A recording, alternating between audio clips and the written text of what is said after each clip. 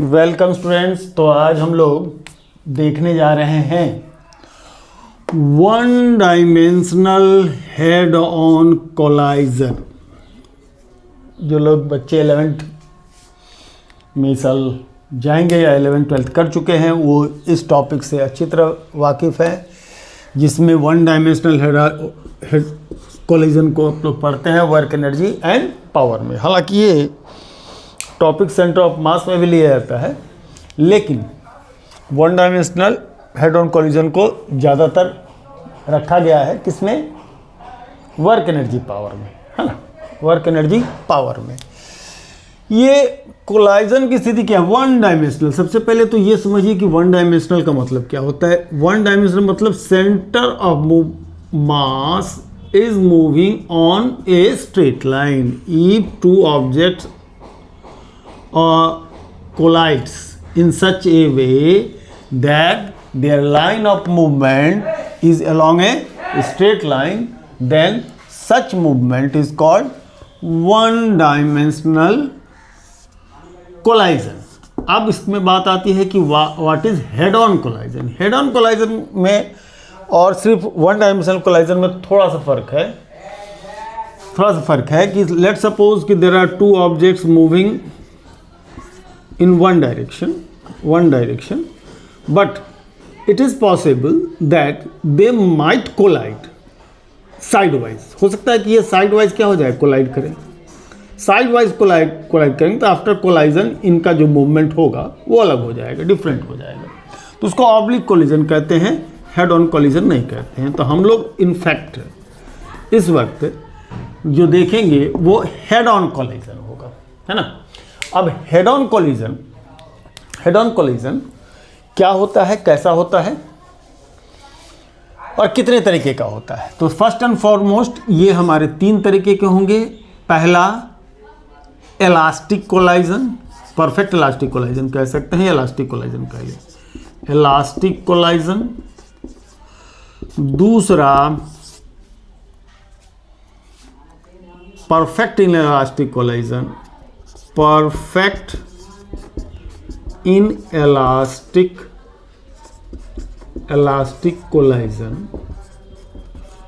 और तीसरी बात जो आएगी वो आएगी पार्शियल इलास्टिक या partial in elastic, partial elastic collision. फर्क क्या क्या है समझते जाइए। इलास्टिक कोलाइजन में क्या क्या होगा? इलास्टिक कोलाइजन के अंदर total linear momentum of system conserve रहेगा, conserve throughout the process, throughout the process। Total linear momentum conserve रहेगा थ्रू आउट द प्रोसेस का मतलब क्या? पहला बिफोर कोलिजन से पहले, कोलाइड करते वक्त में जब कोलिजन होगा इनका, और आफ्टर कोलाइजन जब ये एक दूसरे से अलग हटेंगे, है ना। तो 3 स्टेप होते हैं, बिफोर कोलिजन, दूसरा ड्यूरिंग कोलिजन, तीसरा क्या हो जाता है? After collision. ठीक है जी। तो इलास्टिक कोलाइजन में total linear momentum of system conserve throughout the process रहेगा। ये बात परफेक्ट इन इलास्टिक के लिए भी है, ये पार्शियल इन इलास्टिक के लिए, ये तीनों ही बात, इन तीनों प्रोसेस में ये बातें रहेंगी। Linear momentum will remain conserve in all the 3 cases through out the process. इसमें कहीं कोई चेंज नहीं आएगा, क्योंकि कोई एक्सटर्नल फोर्स नहीं लग रहा है, in that situation there will be no change in the linear momentum. Linear momentum में कोई भी चेंज नहीं आएगा। तो फिर भैया चेंज अलग, ये किस बात में अलग हो जाएंगे? ये बात अलग हो जाएंगे काइनेटिक एनर्जी के सेंस में। ये बातें इनकी अलग होगी किसमें? काइनेटिक एनर्जी के सेंस में। काइनेटिक एनर्जी के सेंस में ये डिफरेंट होते चले जाएंगे, करेक्ट है ना। डिफरेंट होते चले जाएंगे। लेकिन तीनों ही कोलाइजन, इलास्टिक कोलाइजन हो, परफेक्ट इलास्टिक कोलाइजन हो, या पार्शियल इलास्टिक कोलाइजन हो, या पार्शियल उसको इनइलास्टिक भी कह सकते हैं। पार्शियल इलास्टिक कोलाइजन को पार्शियल हम लोग इनइलास्टिक कोलाइजन भी कहते हैं। चाहे अगर ग्लास आधा भरा हुआ है कि आधा खाली है, तो खाली आधी गिलास कहे जाए, आधी भरी गिलास कहे जाए, बात तो बराबर है ना, बात तो बराबर है। ऐसे सिचुएशन में हम लोग इसको लेते हैं, ठीक है। तो एक बात, पहली बात बच्चों नोटिस कर ली जाए कि मोमेंटम का कंजर्वेशन तीनों ही केस में होगा और थ्रू आउट द प्रोसेस होगा, before collision, during collision and after collision. इसमें कहीं कोई दो राय नहीं है। अब फर्क क्या आता है? अब फर्क आएगा किस बात में? तो फर्क आएगा भैया इस बात में कि बाकी क्या कंजर्व नहीं रहेगा, है ना, बाकी क्या कंजर्व नहीं रहेगा। तो हमने बताया कि काइनेटिक एनर्जी का सेंस में ये बात थोड़ा सा डिफरेंट होगा। तो काइनेटिक एनर्जी की सेंस में पहली बात इलास्टिक कोलाइजन की करें, इसकी काइनेटिक एनर्जी कब कब कंजर्व रहेगी? पहले भी के बिफोर कोलिजन कंजर्व रहेगा, ड्यूरिंग कोलिजन नहीं रहेगा, ड्यूरिंग कोलिजन नॉट नहीं रहेगा, after collision kinetic energy conserve रहेगा, कंजर्व रहेगा। मतलब जितनी इनिशियल काइनेटिक एनर्जी रही होगी इलास्टिक कोलिजन, हम बात कर रहे हैं किसकी? इलास्टिक कोलिजन की। काइनेटिक एनर्जी जितनी इनिशियल होगी वही होगी kinetic energy final, kinetic energy final, लेकिन नहीं बराबर होगा काइनेटिक एनर्जी ड्यूरिंग कोलिजन के। अब इस बात को हम लोग थोड़ा सा डिस्कस करते हैं कि क्यों ऐसा हो रहा है कि kinetic energy during collision conserve नहीं रहेगा। तो होगा क्या कि जब दो इलास्टिक ऑब्जेक्ट्स एक दूसरे से कोलाइड करेंगे, जब कोलिजन के बीच में होगा, जब ये दो एक दूसरे को कोलाइड करेंगे, तो इस वक्त ड्यूरिंग कोलिजन इसमें क्या होगा? टेम्पोररी डिफॉर्मेशन होगा, temporary deformation of size and shape, size and shape, size और शेप का टेम्पोररी डिफॉर्मेशन होगा। जैसे कोई दो इलास्टिक ऑब्जेक्ट है, एक दूसरे टकराएंगे, ये एक दूसरे को क्या करेगा? ये डिफॉर्म होगा। तो डिफॉर्म के कारण potential energy during collision increase, potential energy during collision will increase, collision will increase, वो इंक्रीज करेगा at the cost of decrease in kinetic energy. तो बॉल एक दूसरे से टकराएगा, इनका डिफॉर्मेशन होगा, ये दोनों डिफॉर्म होंगे, जो सरफेस इन कांटेक्ट होगा उन दोनों में इनका डिफॉर्मेशन होगा और ये चिपकेगा, गोल गोल थोड़ा सा चपटा सा होगा, है ना। तो यहाँ पर इनका डिफॉर्मेशन होगा। तो डिफॉर्म कोई भी स्ट्रेच होता है, कंप्रेस होता है, तो क्या होती है? उसमें पोटेंशियल एनर्जी इंक्रीज कर जाती है। तो ये increment in potential energy temporarily decrease in kinetic energy के कारण होगा। डिक्रीज इन काइनेटिक एनर्जी के बाद ये क्या हो जाएगा? फिर से अपने ओरिजिनल शेप एंड साइज को रिगेन करेगा। जब रिगेन करेगा तो ये क्या करेगा? इसको अपनी कुछ kinetic energy transfer, potential energy इसमें कुछ काइनेटिक एनर्जी के रूप में ट्रांसफर हो जाएगी और ये भी आगे वाला भी चलने लगेगा और पीछे वाला भी चलने लगेगा। पीछे वाला भी चलने हो सकता है रुक जाए, ये बात की बात, अलग अलग कंडीशन पर डिपेंड करता है, ठीक है। तो इलास्टिक कोलिजन या परफेक्ट इलास्टिक कोलिजन जिसकी हम बात कर रहे हैं, इसमें क्या होती है? हमारा through out the process kinetic energy conserve रहती है। लेकिन इसमें एक बात है। बात क्या है? ये जो परफेक्ट इलास्टिक कोलिजन की हम बात करते हैं, इलास्टिक कोलिजन या परफेक्ट इलास्टिक कोलिजन हम लोग बोल रहे हैं, तो परफेक्ट इलास्टिक कोलिजन में ये प्रैक्टिकल पॉसिबिलिटी नहीं है। प्रैक्टिकल पॉसिबिलिटी इसलिए नहीं है कि प्रोसेस में कहीं ना कहीं क्या होगा कि वो एक दूसरे से टकराएंगे और टकराने के बाद कुछ ना कुछ साउंड एनर्जी प्रोड्यूस होगी। तो साउंड का production at the cost of loss of kinetic energy होगा। ये प्रैक्टिकल प्रोसेस में, है ना, ये प्रैक्टिकल प्रोसेस में होगा। ये पार्शियल इलास्टिक कोलिजन ही प्रैक्टिकल प्रोसेस है, प्रैक्टिकल प्रोसेस यही है। लेकिन हम लोग एक आइडियल सिचुएशन मान करके कि throughout the process not मैंने kinetic energy before and after collision conserve रहता है, ऐसा मान करके हम लोग चलेंगे perfect elastic collision, no loss in mechanical energy, mechanical energy में कोई लॉस नहीं हो रहा है। मैकेनिकल एनर्जी में लॉस नहीं होने का मतलब कि काइनेटिक एनर्जी पोटेंशियल एनर्जी में तो कंजर्व होगा, कन्वर्ट होगा, लेकिन फिर हमारी पोटेंशियल एनर्जी फिर से काइनेटिक एनर्जी में कन्वर्ट हो जाएगी। इस प्रोसेस को हम लोग बिफोर, आफ्टर, बिफोर, ड्यूरिंग और आफ्टर कॉलिजन को थोड़ा सा ऐसा समझ लीजिए ये कि हो क्या रहा है इसमें। एक अच्छे कम माने थोड़ी सी बिगिनर के लिए या जिनका थोड़ा कॉन्सेप्ट कम हो, ऐसा सोचिए कि एक बीच में ऐसा एक हिल टाइप का या रैंप टाइप का बना हुआ है। रैंप ही मान लीजिए, है ना, रैंप ही मान लीजिए, इस टाइप का बना हुआ है। एक बॉल सर्टेन स्पीड के साथ आ रहा है। क्या हो रहा है इस प्रोसेस में, जरा इस बात को समझिएगा, है ना। हम समझाने के लिए ऐसे एक एग्जांपल दे रहे हैं कि इलास्टिक कोलिजन के दौरान होता क्या है। ये आ रहा है, इसमें के पास काइनेटिक एनर्जी, ये मान के चलें कि फ्रिक्शनलेस है। इसके बाद क्या होगा, इस पर जब ये चढ़ने लगेगा तो ये राइज करने लगेगा, चढ़ता जाएगा, राइज करता जाएगा, तो इसकी पोटेंशियल एनर्जी क्या होगी, बढ़ेगी।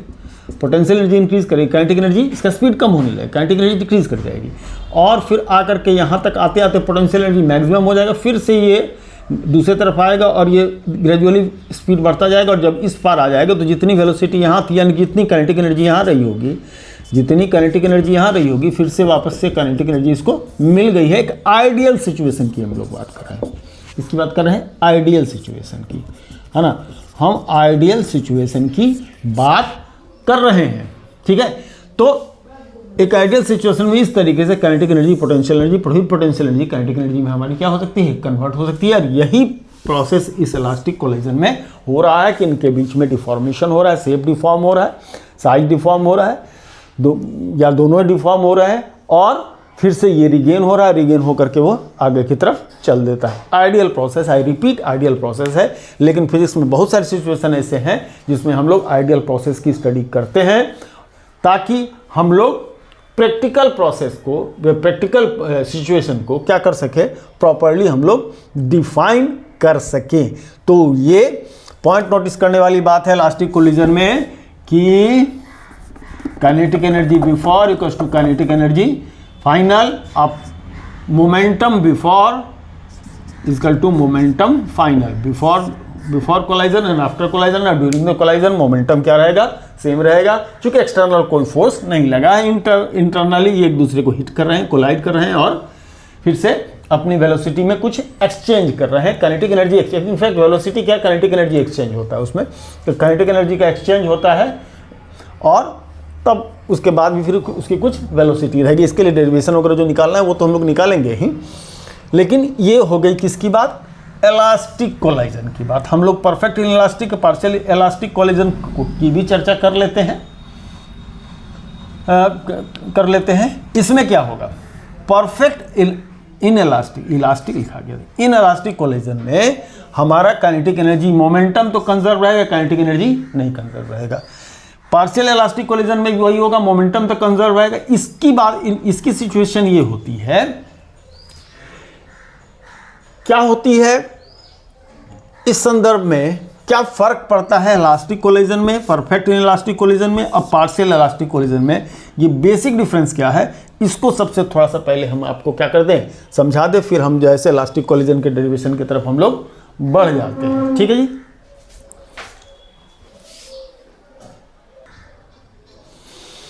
चलिए, हालांकि ये बात अभी थोड़ी देर के बाद आएगा, लेकिन सबसे पहले समझना है कि कोफिशिएंट ऑफ रेस्टिट्यूशन किसको कहते हैं। कोफिशिएंट ऑफ रेस्टिट्यूशन किसको कहते हैं, ये जरा सा बात को समझिए। यहां पर जो वेलोसिटी है, यहां पर देखिए u1 ग्रेटर देन u2 है। सबसे पहले तो बात को मान करके चले कि नहीं, कि u1 ग्रेटर देन u2 होगा तो इसको कोलाइड करेगा ही नहीं। तो यहाँ की जो रिलेटिव वेलोसिटी है, यहाँ की जो रिलेटिव वेलोसिटी है वो है u1 माइनस क्या, u2, और इसको हम लोग क्या कह ले, वेलोसिटी ऑफ अप्रोच। क्या कह ले भैया, वेलोसिटी ऑफ अप्रोच, इसको कहें वेलोसिटी ऑफ अप्रोच। ठीक है जी, u1 माइनस u2। टक्कर होने के बाद की जो रिलेटिव वेलोसिटी इनकी बनेगी, जाहिर सी बात है v2 ज़्यादा होगा, v1 कम होगा, ये पीछे रह जाएगा और वो आगे चलेंगे। ये प्रैक्टिकल सिचुएशन, हालांकि इसको हम लोग फिर देख भी लेते हैं। रिलेटिव वेलोसिटी इसकी जो होगी ये v2 माइनस v1, और इसको कहते हैं velocity of separation. Velocity of separation और भी एक नाम है, इसको कहते हैं वेलोसिटी ऑफ एसएस, माने एसएस करता है, और इसको कहते हैं वेलोसिटी ऑफ रिसेस, मतलब एक दूसरे से बिछड़ने की का relative velocity. Velocity of SS, velocity of recess, ये भी नाम से जाना जाता है ना।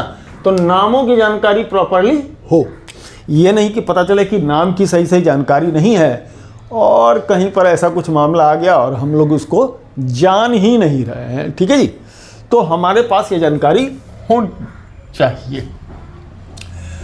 तो कोफिशिएंट ऑफ रेस्टिट्यूशन एक टर्म है ई जो डिफाइंड है ना, ratio of velocity of separation to the velocity of approach. इसको पहले ही मैं बता दिया हूं, हालांकि जोड़ी भी है ना। तो ये ई कहलाता है coefficient of restitution, ratio of velocity of separation, बाद की रिलेटिव वेलोसिटी बाय पहले की वेलोसिटी। यानी अब इसको थोड़ा एक हम velocity of separation, velocity of approach ऐसा लेकर के अगर हम चलते हैं तो Vs इक्वल टू EVA, अगर ज़्यादा सही लिखा जाए तो V2 minus V1 equal to EU1 minus कितना U2। इससे कहते हैं, ये रिलेशन बनता है velocity of separation equal to E times the velocity of approach. अब इस E की वैल्यू 0 से लेकर के 1 तक होता है, अब है ना, 0 से लेकर के 1 के, 0 से इक्वल से लेकर के 1 के बीच में होता है। अब यहीं पर सारी कहानी आपको मैं 3 तरह का जो हमने कोलिजन की बात की थी, तीनों तरह का कोलिजन को यहीं से हम लोग क्या कर सकते हैं, डिफाइंड। अगर पहला condition if E equal to 0 तो परफेक्ट इन इलास्टिक। और ये कब होगा भैया E0? जब हमारा V2 माइनस V1 0 होगा। अगर V2 माइनस V1 क्या हो जाएगा, 0 हो जाएगा, तो E की वैल्यू क्या हो जाएगी, 0 हो जाएगी। V2 माइनस V1 0, यानी कि ये मतलब रिलेटिवली आफ्टर कोलिजन के बाद इन दोनों की वेलोसिटी सेम हो जाए, या तो एक दूसरे से चिपक जाए, स्टिक कर जाए। माने ऑब्जेक्ट 1 ने ऑब्जेक्ट 2 के साथ कोलाइड किया, ऑब्जेक्ट 1 ऑब्जेक्ट 2 के साथ कोलाइड किया, कोलाइड करने के बाद एक दूसरे के साथ चिपक गया, या नहीं भी चिपका तो दोनों सेम वेलोसिटी के साथ जा रहे हैं, है ना। इस जरूरी नहीं कि दोनों चिपक ही जाए, नहीं भी चिपका तो दोनों एक वेलोसिटी के साथ जा रहे हैं। ऐसे सिचुएशन में कोलिजन क्या होगा, परफेक्ट इन इलास्टिक कोलिजन का एक एग्जाम्पल होगा। ठीक है, जैसे एक बॉल था, लेट सपोज कि वो किस टाइप का, क्ले टाइप का हो बॉल, गीला थोड़ा, और दूसरा बॉल आया वो भी गीला टाइप का होगा या सॉलिड रहा होगा। तो या मान के चलिए कि जो सेकंड बॉल है वो सॉलिड है, और जो पहला बॉल जो है जो मूव कर रहा है वो क्ले का हो, मिट्टी का, गीला मिट्टी का या आटे का लोई वगैरह जो हम लोग जानते हैं, वो अगर इसके साथ टकराएगा तो क्या होगा, दोनों एक चिपक जाएंगे, चिपक करके एक साथ चले जाएंगे। या कोई वुडन ब्लॉक है और उसमें आपने क्या किया है, बुलेट को फायर किया, बुलेट उसके अंदर स्टिक कर जाएगा और दोनों ब्लॉक और क्या बुलेट दोनों एक साथ एक सर्टेन वेलोसिटी के साथ आगे की तरफ बढ़ेंगे। तो ये सब एग्जाम्पल हैं किसके, ये हैं example perfect in elastic collision की। दूसरी बात जब E की वैल्यू 1 हो तो ये परफेक्ट इलास्टिक कोलिजन होगा भैया, जिसमें velocity of separation will be equal to velocity of approach, velocity of recess equals to velocity of SS. Relative velocity of SS is equal to relative velocity of what? Recess. जाहिर सी बात है यहाँ अगर U1 greater than U2 है, U1 greater than U2 है, तो after collision perfect elastic collision की बात करें तो V2 will be greater than V1 होगा, V2 ग्रेटर देन V1 होगा। तो परफेक्ट इलास्टिक कोलिजन में ये कंडीशन बन जाता है, E की वैल्यू 1 हो जाती है। और जो तीसरी बात है अगर E की वैल्यू 0 से 1 के बीच में आएगा तो ये पार्शियली इलास्टिक कहिए या पार्शियली इनइलास्टिक कहिए, जो मन में आता है उसको कह लीजिए, है ना। और प्रैक्टिकल सिचुएशन में दो ही पॉसिबल है, कि ये पॉसिबल है कि ये पॉसिबल है। ये हमारा आइडियल सिचुएशन है, आइडियल को ही हम लोग पढ़ते हैं। फिजिक्स में से बहुत सारी चीज़ है जिसको हम लोग आइडियल सिचुएशन के लिए ही पढ़ते हैं, जिससे हम ये ज़्यादा मददगार भी होता है सिचुएशन को समझने के लिए। उसमें अब जो एरर आता है उसको हम लोग एरर करेक्ट कर सकते हैं, ठीक है। तो इसका मतलब ये हुआ कि perfect elastic collision, perfect inelastic collision और परफेक्ट पार्शियल इलास्टिक कोलिजन या पार्शियल इनइलास्टिक कोलिजन में लॉस ऑफ काइनेटिक एनर्जी होती होगी। क्या सिचुएशन हो सकता है, एक रेफर करें एक सिचुएशन को कि क्या होता है। अभी जैसे कि मान के चलिए कि एक बॉल है और ये ट्रेवल कर रहा है, इसके बीच में कुछ डिस्टेंस, एक सर्टेन डिस्टेंस तक कुछ रफ है, बाकी ये फ्रिक्शनलेस है। अब कुछ सर्टेन डिस्टेंस तक क्या रफ पैच है, तो क्या होगा, जब ये यहाँ तक आएगा तो उसमें लॉस ऑफ वेलोसिटी नहीं होगा, लॉस इन काइनेटिक एनर्जी नहीं होगा। लेकिन जब ये यहाँ से गुजर रहा होगा तो यहाँ पर फोर्स ऑफ फ्रिक्शन के कारण, रफ पैच के कारण कुछ न कुछ एनर्जी क्या कर जाएगा, हीट फॉर्म, फ्रिक्शन के कारण हीट के फॉर्म में या साउंड के फॉर्म में यहाँ पर ये लूज कर जाएगा, यहाँ पर ये लूज कर जाएगा। और जब ये बाहर आएगा तो इसके पास रिड्यूस्ड काइनेटिक एनर्जी होगी, काइनेटिक एनर्जी कम हो जाएगी, इसकी वेलोसिटी कम हो जाएगी, काइनेटिक एनर्जी भी क्या हो जाएगा, कम हो जाएगा।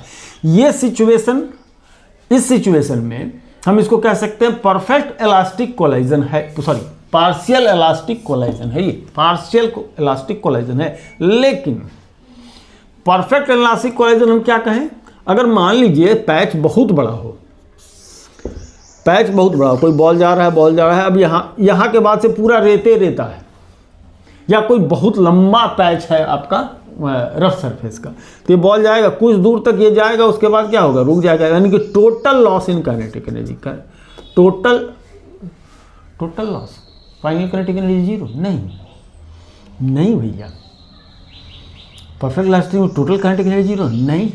काइनेटिक एनर्जी क्यों 0 होगा, नहीं होगा जी। इन इलास्टिक में भी काइनेटिक एनर्जी 0 नहीं होगा। लेकिन इन इलास्टिक माने जरूरी नहीं कि परफेक्ट इन इलास्टिक कोलिजन में काइनेटिक एनर्जी हमारी 0 हो सकता है, लेकिन होगा ये जरूरी नहीं है। इसी सिचुएशन में हमारी दोनों बात डिफाइन हो रही है। क्योंकि पार्शियल इलास्टिक कोलिजन है तो आप उसके बाद कुछ ना कुछ ये तो 0 होगा नहीं, V2 माइनस V1 क्या होगा, 0 होगा नहीं, V2 माइनस V1 0 होगा नहीं, V2 माइनस V1 0 नहीं होगा। तो पार्शियल इलास्टिक कोलिजन में हमारा कुछ ना कुछ काइनेटिक एनर्जी तो बच जाएगी, क्योंकि वेलोसिटी रहेगा।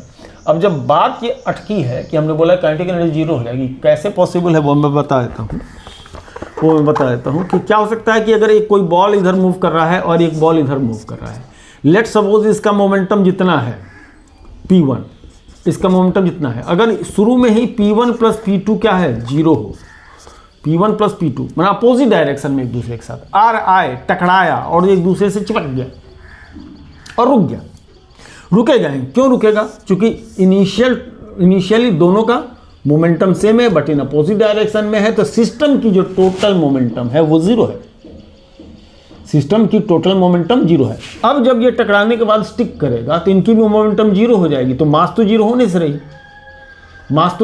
रही, तो अगर मास 0 नहीं होगा तो क्या 0 हो जाएगी, वेलोसिटी 0 हो जाएगी, और वेलोसिटी 0 हो जाएगी तो क्या हो जाएगी, काइनेटिक एनर्जी 0 हो जाएगी। समझ लीजिए बात को, क्योंकि ये पॉइंट यहाँ उठ गया है, किसी न किसी क्वेश्चन में आकर के फंसेगा ही। तो जो बात उठ गया है तो इसको हम लोग पूरी तरीके से देख ही लेते हैं। हो सकता है कि परफेक्ट इन इलास्टिक कोलिजन में या इलास्टिक कोलिजन में किसी में भी अपोजिट डायरेक्शन के में भी मूवमेंट हो सकता है, मतलब U1 इस डायरेक्शन में हो या U2 इस डायरेक्शन में हो, ठीक है। लेकिन अगर ये परफेक्ट इनइलास्टिकली होगा, ये कैसे समझ सकते हैं, अगर दोनों का मोमेंटम मैंने काइनेटिक एनर्जी जीरो होगा, परफेक्ट इलास्टिक तो हो ही गया, होगा ही। अगर दोनों का मोमेंटम का सम, इनिशियल मोमेंटम का सम अगर जीरो हो गया तो इसका मतलब टकराने के बाद ये दोनों रुकने वाले हैं, टकरा करके ये दोनों रुक जाएंगे। रुक जाएंगे क्यों? क्योंकि इनिशियल सिस्टम की टोटल मोमेंटम इनिशियली कितनी है? जीरो है, तो फाइनल मोमेंटम भी क्या होगी? जीरो होगी। और जब फाइनल मोमेंटम जीरो होगी इसका मतलब कि ये दोनों स्टिक करने के बाद, दोनों मास 1 मास 2 एक दूसरे स्टिक करने के बाद ये रुक जाएंगे, यानी कि इनमें से किसी की या दोनों की वेलोसिटी जीरो होगी, यानी काइनेटिक एनर्जी जीरो हो जाएगी। तो total loss in kinetic energy होगा। एक सिचुएशन ये बन सकता है, जब आएगा तब हम लोग देखेंगे। बाकी अब हम लोग परफेक्ट इलास्टिक कोलिजन के लिए एक्सप्रेशन देखने की तरफ, आगे की तरफ बढ़ें। ठीक है जी, है ना।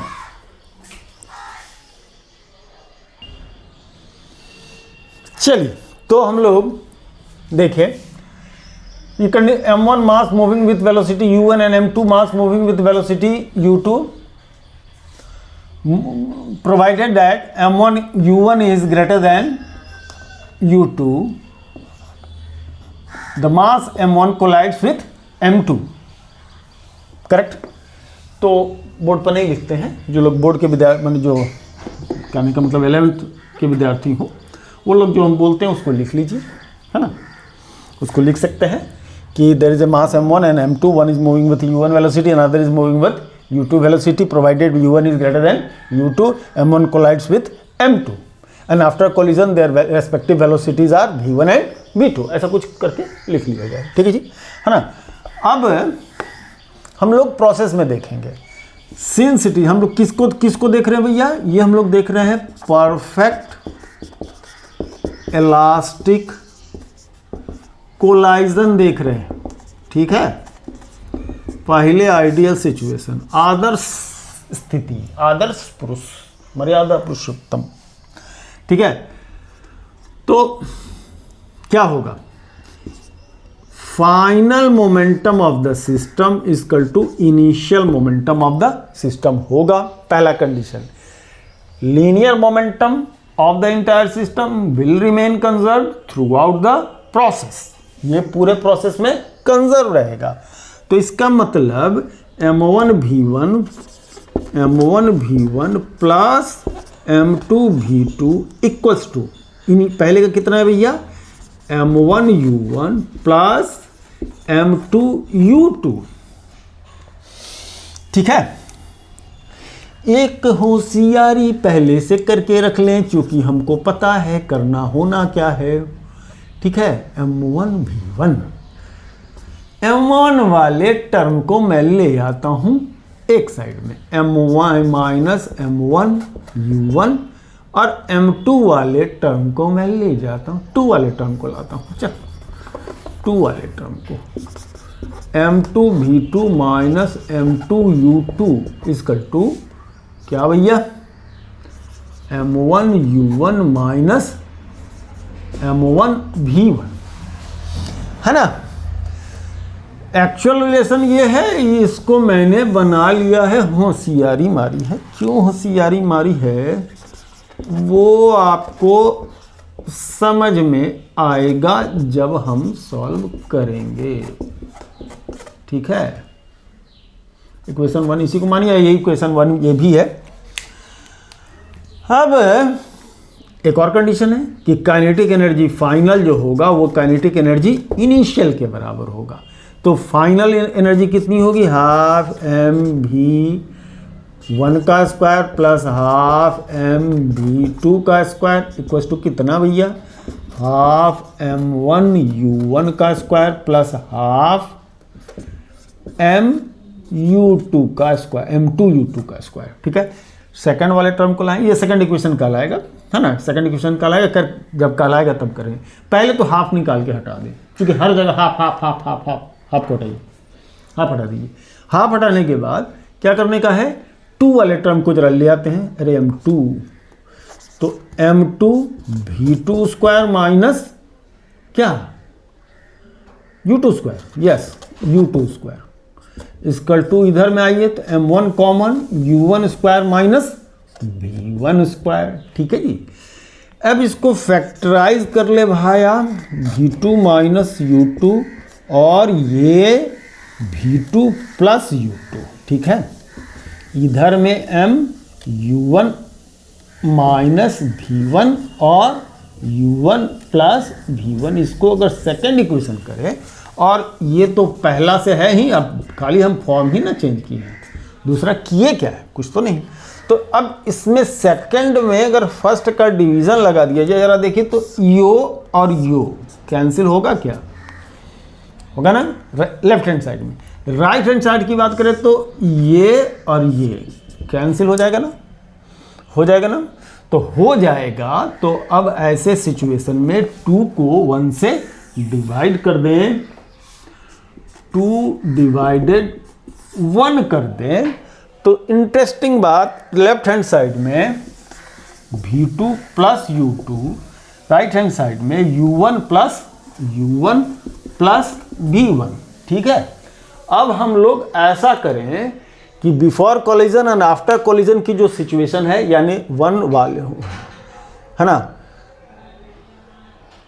हाँ, तो V और U को एक साइड करें, V और U माने इनिशियल एंड फाइनल वाले को एक साइड करें, before collision and after collision वाली कहानी अलग करें। तो जरा देखिए, इसको इधर ले जाइए, U2 को इधर, U1 माइनस U2 इधर ले आइए, तो V2 माइनस V1, ठीक है। क्या दिख रहा है, V2 माइनस V1 क्या दिख रहा है, वेलोसिटी ऑफ क्या, separation equals to velocity of approach है, velocity of separation velocity of approach के बराबर। यही तो हम लोग कुछ देर पहले चर्चा कर रहे थे ना, इसी बात की चर्चा हो रही थी ना, इसी बात की तो चर्चा हो रही थी, और ये चर्चा के लायक बात है भी, है ना, ये चर्चा के लायक बात तो है भी, है ना। थोड़ा मैं कैमरा का फोकस चेक करा था, ठीक है ना।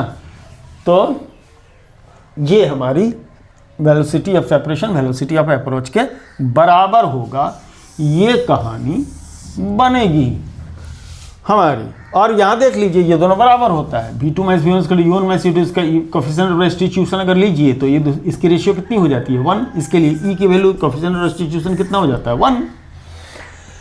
अब हम लोग यहाँ से फर्स्ट और थर्ड से कुछ करें अपने को इनिशियल वेलोसिटी के मदद से, और जो प्रॉपर्टीज हैं, जो कंडीशन है परफेक्ट इलास्टिक कोलिजन के, उनको लेते हुए हम लोग ये जानना चाहेंगे कि अगर ये सिचुएशन है तो पहले की आफ्टर कोलिजन M1 की क्या वेलोसिटी बनेगी और M2 की क्या वेलोसिटी बनेगी।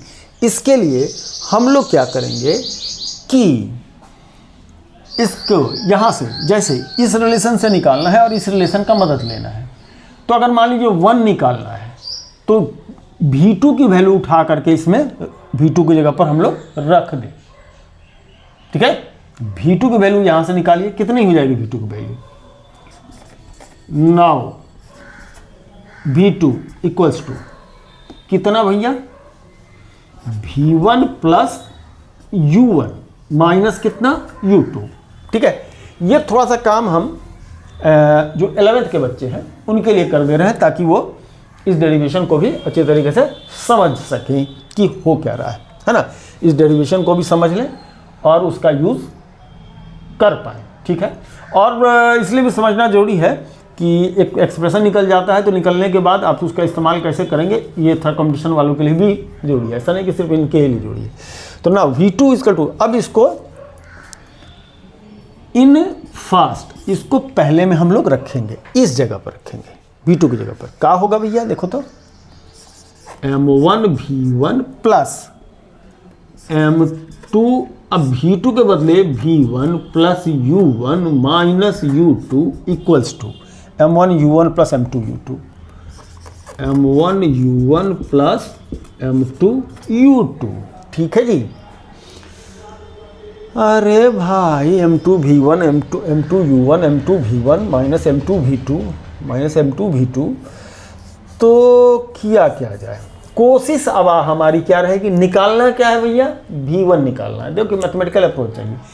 V2 को क्यों सब्स्टिट्यूट किए, क्योंकि निकालना अपने को क्या है, V1 है। तो हम लोग का कोशिश होगा कि जितने V1 है उनको एक साइड में हम लोग ले आवे, है ना, एक साइड में ले आवे। जैसे कि यहाँ V1 है, यहाँ V1 है और यहाँ भी क्या है, V1 है। ठीक है, तो V1 वाले टर्म को हम लोग को एक साइड में लाना है, M1 U1, ये तो U1 है ना। चलिए, तो हम लोग लाइए भैया, लाइए तो देखिए तो क्या क्या होता है।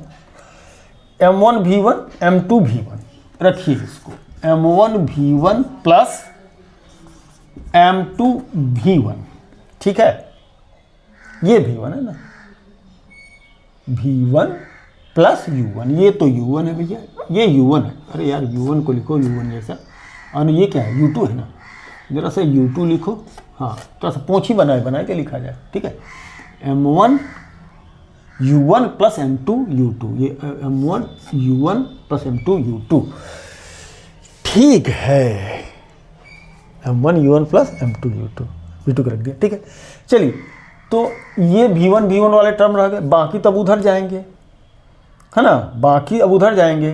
M2 U1 माइनस M, ये लग जाएंगे, M2 U1 इधर प्लस होगा, उधर माइनस हो जाएगा। M2 U2 इधर माइनस है, M2 U2 उधर माइनस है, उधर जाके प्लस हो गया, M1 U1 plus M2 U2, M1 U1 plus M2 U2, और ये M2 V1, ये M2 V1 ये माइनस में आ गया, है ना, माइनस में आ गया, ठीक है। अब जरा सा झूम लूँ मैं, अरे नारे बाबा ना, इसमें से V1 कॉमन कर ले, तो M1 plus M2 V1 equals to M2 U2 M2 U2 2M2 U2 2M2 U2, M1 V1 minus M2 V1, मतलब V1 कॉमन करें तो M1 माइनस M2 कितना, V1। अब यहाँ से अपने को सिर्फ V1 चाहिए, तो M1 प्लस M2 का उधर डिवीजन लगा दे, तो ये देखिए क्या आने वाला है, V1, है ना, M1 minus M2 upon M1 plus M2 V1 plus 2M2 by M1 plus M2 U2। तो ये है भैया एक्सप्रेशन फॉर द फर्स्ट, इसके लिए एक्सप्रेशन निकल आया है। तो जब इसके लिए एक्सप्रेशन हमारा निकल आया है, तो क्या दूसरे के लिए V2 निकालने के लिए फिर इतनी प्रोसेस को करेंगे, नहीं करेंगे हम।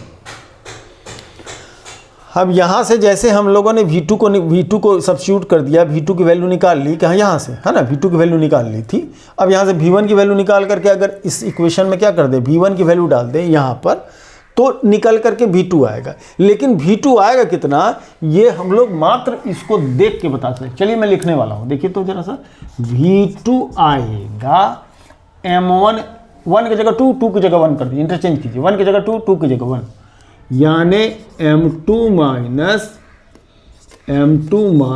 M1 upon M1। अबे ठीक से लिख जा। अब बोर्ड आज छोटे वाले बोर्ड में बता रहे हैं, इसका मतलब 1 की जगह 2, 2 की जगह 1, करना कुछ नहीं है, 1 की जगह 2, 2 की जगह 1, 2 की जगह 1, बस हो गया, बस हो गया, ठीक है।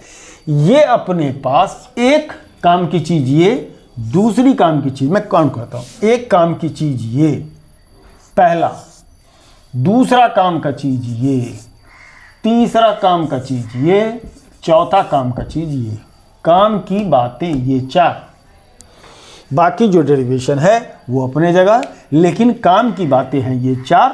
अब इन काम की 4 बातों को लेकर के हम लोग कुछ क्या करेंगे, एनालाइज करेंगे, इनको ध्यान रखेंगे, इन फिगर्स को ध्यान रखेंगे, तो जो भी प्रॉब्लम होगा वो आपका इतने से क्या होगा, बन जाएगा। तो हम लोग अब इनको लेकर के कुछ इनके साथ क्या करें, एनालाइज करें, अलग अलग सिचुएशन में हम लोग क्या करें, इसको एनालाइज करें। तो चलिए एनालाइज करने के लिए आगे बढ़ते हैं। पहले बोर्ड क्लियर कर दिए जाए।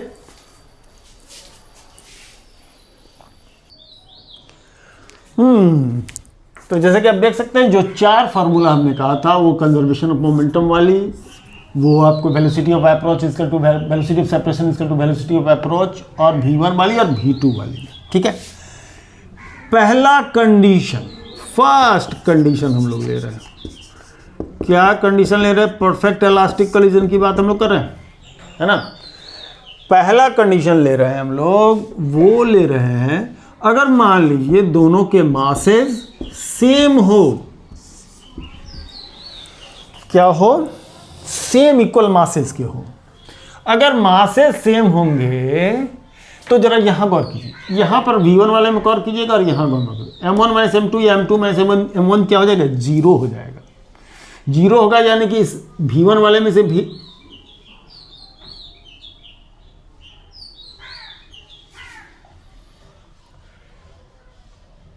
ये क्या है, ये v1 नहीं u1 होगा ना, ये u1 होगा और ये u2 होगा, ठीक है ना। उसमें v1 को तो हम लोग सब्स्टिट्यूट कर दिए थे, ठीक है। थोड़ा सा वो जहाँ करेक्ट होगा उसको कर u1 होगा, ठीक है, ओके। अब एक चीज़ को देखिए कि जैसे m1 इक्वल टू m2 होगा, m1 इक्वल टू m2 होगा, m1 इक्वल टू m2 होगा, तो ये चीज़, ये 1 वाला टर्म जो होगा वो गायब, ये टर्म गायब, ये टर्म गायब हो जाएगा। इसका मतलब v2, और जरा गौर कीजिए v1, पहले v1 को देखिए, पहले v1 को देखिए, ये गायब, ये दोनों सेम, m1 के m2 डालिए, m2 plus m2 2m2, 2m2 by 2m2 1, माने v1 इक्वल टू u2 और v2 इक्वल टू u1, माने का हो गया भैया, का हो गया, का हो गया, v1 u2 के बराबर होगा, मतलब m1 मास सेकंड मास की जो वेलोसिटी थी वो ले लेगा और v2 u1 हो जाएगा। वाह गजब, गजब की बात है भाई। मतलब सपोज डैट कि 60 के स्पीड से ये 40 के स्पीड से ये चल रहा था और इलास्टिक कोलाइजन हुआ, इलास्टिक कोलाइजन हुआ, और इलास्टिक कोलाइजन के बाद अगर हम लोग क्लियर बता सकते हैं, दोनों का मास सेम है, मास दोनों का सेम है, 2 किलोग्राम 3 किलोग्राम 50 ग्राम 100 ग्राम, है ना, एक छटाक जो भी है, ठीक है। अगर दोनों का मास सेम है तो एक बात तो बड़े मजे में कह सकते हैं, ये 60 और ये 40 है, तो बाद में ये 40 और ये 60 का स्पीड हो जाएगा। मतलब ये अपना एक दूसरे को वेलोसिटी दे देंगे कि तू मेरा ले ले, मैं तेरा ले लेता हूँ, तू मेरा ले ले, मैं तेरा ले लेता हूँ, करेक्ट है ना। यानी सीधी सी बात होगा कि वो एक दूसरे के साथ एक्सचेंज कर लेंगे एक दूसरे की वेलोसिटी, ठीक है जी, है ना। अब इसमें भी अगर u2 0 हो गया तो क्या होगा, इस कंडीशन में एक चीज और लिख लीजिए, और एक कंडीशन ले लीजिए कि इफ u2 इक्वल टू 0, अगर ये वेलोसिटी कितनी है, 0 है, मतलब ये रुका हुआ है, ये जो सेकंड मास है अगर रुका हुआ है, तो u2 अगर 0 तो v1 0, मतलब ये रुक जाएगा, मतलब v1 0, मतलब m1 रुक जाएगा, m1 रुक जाएगा, और v2 इक्वल टू u1। अरे वेलोसिटी को तो एक्सचेंज करना ही है, वेलोसिटी एक दूसरे का एक्सचेंज करेंगे, मतलब ये है, ये रुका हुआ है, इक्वल मास के हैं, इलास्टिक कोलिजन और हुआ तो ये आएगा, इसको टकराएगा, इसको टकरा करके ये यहीं रुक जाएगा और ये आगे की तरफ चल देगा। कैरम बोर्ड में आप देखते होंगे कि जो स्ट्राइकर रहता है वो बड़ा लिया जाता है, वो जो आपकी जो गोटी होती है ना, उसके बराबर नहीं लिया जाता है, उससे थोड़ा सा हेवी लिया जाता है, जानते हैं क्या है, ताकि आपका स्ट्राइक करने के बाद भी स्ट्राइकर कुछ क्या हो सके, घूम सके। अगर ऐसा नहीं होता हो, आप कभी कैरम बोर्ड के ऊपर एक गोटी को रख करके दूसरी गोटी से मार के देखिएगा तो वो चल देगा, पीछे वाला रुक जाएगा, पीछे वाला रुक जाएगा। जबकि कैरम अगर स्ट्राइकर जो बड़ा हेवी थोड़ा सा हेवी लेते हैं, कंपैरेटिवली हेवी है, बिकॉज मैं 10 kg का नहीं ले लेते हैं, कंपैरेटिवली हेवी लेते हैं, उससे जब हम लोग स्ट्राइक करते हैं तो वो आपका डिज़ायर्ड जो आपका गोटिए उसको तो स्ट्राइक करेगा, उसको तो अपना मोमेंटम ट्रांसफर करेगा ही, साथ में अपने पास भी उसके पास भी कुछ मोमेंटम बच जाएगा ताकि दूसरे को भी जाकर के हिट कर सके। आपकी कुछ स्ट्रेटजी आप बना सके कैरम बोर्ड खेलते हो। अगर आप कैरम बोर्ड खेलते हैं तो इस बात को समझ पाएंगे कि क्या होता है कि हिट करने के बाद भी उसके पास कुछ मोमेंटम बचा होना चाहिए ताकि वो दूसरे को भी हिट कर सके, एक शॉट से 2 डाल सके, है ना। तो उसमें क्या होता है कि ये सेम मास, अगला जो है सो स्टॉप है, इसको तो स्टॉप नहीं कर सकते अदरवाइज हिट, वो आपका इवेंट ही नहीं होगा, है ना, हिट ही नहीं करेगा। तो ऐसे सिचुएशन में ये कहानी बनेगी। Condition M1 = M2।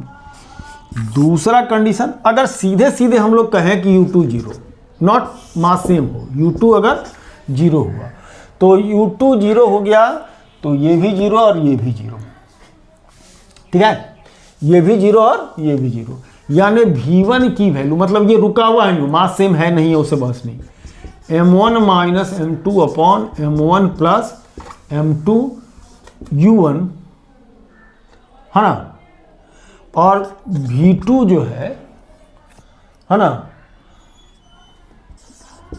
2M1 upon M1 plus M2 U1। चूंकि V2 0 है, जो भी डिपेंडेंसी होगी V1 की भी डिपेंडेंसी U1 पर ही होगी, M1 M2 पर होगी, और V2 की भी डिपेंडेंसी इसी बात पर होगी। अच्छा, अब एक बात बताइए कि अगर इस केस में M2 बड़ा हुआ, M2 बड़ा हुआ M1 से, मतलब रुका हुआ है, क्या है, रुका हुआ है, पॉइंट को नोट कीजिए, कौन, सेकंड वाला, और हेवी है, और क्या है, हेवी है, तो M1 - M2 negative, M1 - M2 negative को, सॉरी काफी आ गया, क्या करें, M1 - M2 नेगेटिव। तो M1 - M2 नेगेटिव, यानी कहने का मतलब V1 नेगेटिव ऑफ U1, मतलब ये जानते हैं क्या होगा ये कि ये इससे टकराने के बाद V1 नेगेटिव, मतलब V1 वाला उल्टा चलने लगेगा जी, भले ये इधर जाएगा लेकिन ये रिवर्स हो जाएगा, डायरेक्शन रिवर्स हो जाएगी, उल्टा चलने लगेगा, है ना, उल्टा चलेगा। ऐसा होता भी है कि मान लीजिए आप एक छोटे से बॉल से कोई बड़ा सा ब्लॉक को हिट कर दें इलास्टिक, हो सकता है ब्लॉक भी चल जाए कुछ दूर, माने फ्रिक्शन लेस हो तो चल ही जाएगा, लेकिन आपका जो वो बॉल छोटा सा इलास्टिक बॉल है वो पीछे की तरफ भी भागेगा। या प्रैक्टिकल सिचुएशन में हम लोग देख सकते हैं, हिट करने के बाद वो बैक हो जाएगा, है ना, कुछ मोमेंटम उसको अपना दे देगा, फिर से क्या हो जाएगा, वो बैक कर जाएगा, करेक्ट है ना। तो ये हम लोग बड़ी आसानी से देख सकते हैं कि ऐसा होगा, है ना। अब एक तीसरा सिचुएशन लेते हैं जिसमें M1 बहुत बड़ा है, किससे, M2 से, मतलब ट्रक जाकर के साइकिल वाले को धक्का मार दे, कुछ इस टाइप का। तो अगर M1 बहुत बड़ा है M2 से, तो M2 को 0 करिए, दोनों जगह से 0 कर दीजिए, M2 को 0 कर दीजिए, तो V1 बराबर U1, मतलब कि पहले वाले के वेलोसिटी में कोई फर्क नहीं, वो ऑलमोस्ट वैसा रह जाएगा, माने जो हिट करने वाला है उसका मास बहुत बड़ा है। तो और अगर V2 की बात करें, क्या है, M1 बहुत बड़ा है, तो M1 के रेस्पेक्ट में M2 को अगर हम लोग क्या करते हैं, नेगलेक्ट कर, उसको 0 कीजिए, इसको 0 कीजिए, है ना, और M2 को नेगलेक्ट कीजिए, तो V2 जो है ये M2 0 करिए, -M1 - U2 plus U1 plus 2U1 plus 2U1, मतलब ये होगा। और अगर ये रुका हुआ हो तो, मैंने सेकंड वाला अगर रुका हुआ सिर्फ सेकंड वो हो सकता है, मैंने U2 अगर 0 हुआ तो सेकंड वाले की 2U1 वेलोसिटी होगी, मतलब एक ट्रक आया, रुके हुए साइकिल को अगर धक्का मारेगा तो ट्रक का जो स्पीड है वो जस का तस बना रह जाएगा, वैसे का वैसे चलता रह जाएगा, जबकि साइकिल जो है, साइकिल जैसी ऑब्जेक्ट क्या होगी, डबल ऑफ U1, मतलब अगर 60 से उसको ठोका तो 120 के स्पीड से उड़ के जाएगा, तो कभी भी आप देखते हैं कि कोई बड़ी गाड़ी अगर किसी को हिट करती है तो वो बहुत दूर फेंका जाता है। क्यों फेंका? ये भी चल रहा था, वो भी चल रहा था, लेकिन जब स्ट्राइक करेगा तो इसकी स्पीड ज़्यादा होगी, क्योंकि इसकी मास क्या है, m1 क्या है, ज़्यादा है, m2 क्या है, कम है, तो इसका स्पीड क्या हो जाएगा, जिसको हिट करेगा ये पॉसिबिलिटी है कि उसकी स्पीड क्या हो जाए, डबल स्पीड से हो जाए। अगर वो फंसता नहीं है किसी कारण जैसे लॉरी में तो उसकी स्पीड क्या रहेगी, डबल रहेगी। हाँ, पर इलास्टिक कोलिजन वो नहीं होने जा रहा है, इलास्टिक ही होने जा रहा है, पार्शियल इलास्टिक होने वाला है, लेकिन उसकी स्पीड डबल होगी, वो दूर फेंका जाएगा, ठीक है। और अगर चौथे सिचुएशन में हम लोग लें, इसको जरा वाइंड अप करें, अगर m2 बहुत बड़ा हो m1 से, मतलब ये कि ये बहुत हेवी हो, बहुत ज़्यादा हेवी हो। यहाँ पर भी लिया m2 ग्रेटर देन m1, लेकिन थोड़ा बहुत ज़्यादा, हाँ थोड़ा बहुत ज़्यादा। लेकिन ये अगर बहुत ज़्यादा हेवी हो, मतलब कि बॉल जाकर के हिट कर रहा किसको, ट्रक को, तो m2 जीरो कीजिए भैया, m2 जीरो, ये कहानी खत्म। m1 जीरो कीजिए, m1 जीरो कीजिए, minus m1, v1 equal to u1, v1 equal to minus u1। मतलब ये बहुत हेवी है तो इससे जाएगा, टकराएगा और वापस हो जाएगा। जैसे किसी बॉल्स को किसी ट्रक से अगर हिट करता है तो क्या होगा, चल रहा हो नहीं चल रहा हो, उसे कोई फर्क नहीं पड़ता है, बॉल उसे टकराएगा, पिंग पोंग बॉल, और फिर वापस उसी स्पीड से आ जाएगा। एकदम क्लियर है, वो ये बता भी रहा है ना, बता रहा है। अब रह गई बात V2 पर क्या असर पड़ेगा, तो V2 देख लीजिए। V2 की बात करते हैं, आप m1 को जीरो करने वाले, कहानी खत्म हो गई है ना, m1 को जीरो करने वाले, कहानी खत्म हो गई, m1 को जीरो कर m2 m2 1 हो जाएगा, v2 इक्वल टू u2। उसको कोई फर्क नहीं पड़ा, ट्रक बेचारा जैसे जा रहा था, जा रहा है, आगे की तरफ जा रहा है, हैवी मास जा रहा है, आपने बॉल को उसमें दे मारा, बॉल उस जिस स्पीड से जाके टकराएगी उसी स्पीड से वापस आ जाएगी। सामने दीवार है, दीवार रेस्ट में था तो रेस्ट में रहेगा, आपने बॉल को लिया, बॉल को दीवार में मारा, दीवार पर बॉल लगा, जिस स्पीड से लगा उसी स्पीड से बॉल आपके हाथ में आ जाएगी। दीवार जहाँ था वहीं रह जाएगा, जिस स्पीड में था उसी स्पीड में रह जाएगी, अगर वो मास ज़्यादा है। मतलब यहाँ तो दीवार रेस्ट में, वो ट्रक भी हो सकता है जो स्पीड में, लेकिन उससे उसको कोई फर्क नहीं पड़ता है, लिटरली, है ना, लिटरली उस पर कोई असर नहीं पड़ेगा। तो आज की वीडियो लेंथ काफ़ी 40-45 मिनट या 51 मिनट हो गई। अब अगर हम इनलास्टिक कोलाइजन को लेकर के उसमें लॉस इन काइनेटिक एनर्जी का एक्सप्रेशन वगैरह लेकर के चलेंगे तो बात थोड़ी ज़्यादा लंबी हो जाएगी और इतना अपलोड भी नहीं हो पाएगा। इसीलिए हम लोग इस वीडियो को यहाँ रोकते हैं और आपको उम्मीद करते हैं कि आज का ये टॉपिक बहुत अच्छा लगा होगा।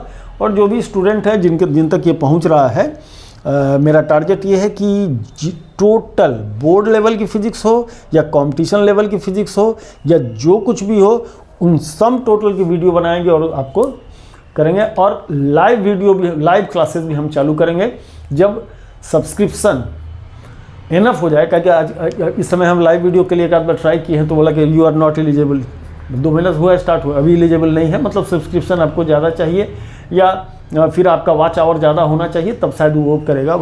पूरी जानकारी हमारे पास भी नहीं है। तो हम लोग लाइव वीडियो भी चालू करेंगे। तो जिन तक पहुँच रहा हो या जिन गार्जियन तक पहुँच रहा हो तो थोड़ी सी सब्सक्राइब करने का करें, ताकि हम जो है सो जो हमारी सोच है वहाँ तक हम पहुँचे और एक बेहतर प्लेटफॉर्म दे सके बच्चों को कंपटीशन और बोर्ड के लिए। कॉन्सेप्ट वाइज तो देना ही देना है कंपटीशन, और उसके लिए थोड़ी सी इंटरेस्ट भी डेवलप कर पाए। चलिए, तो आज के लिए रहने देते हैं। नमस्कार, जय हिंद।